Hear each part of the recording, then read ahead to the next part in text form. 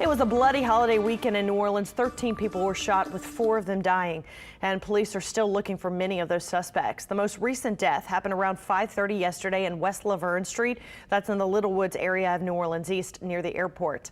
Police say the man was on the way to the the man died on the way to the hospital. They have not released any more information.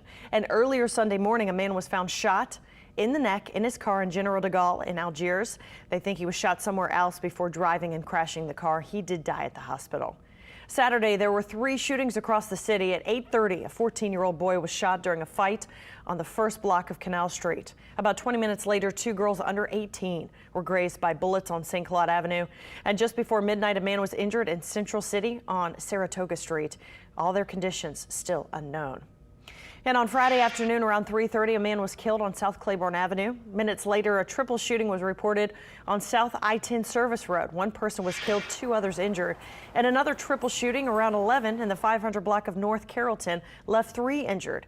If you know anything about any of these shootings we just mentioned, please call Crime Stoppers 822-1111.